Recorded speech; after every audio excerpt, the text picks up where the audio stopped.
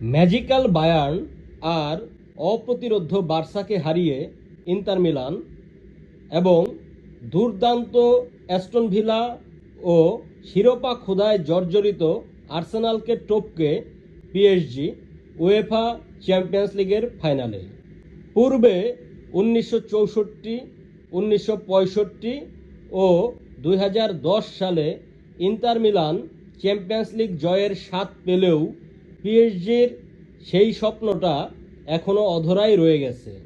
Luis এনরিকের PSG এবার দুর্দান্ত।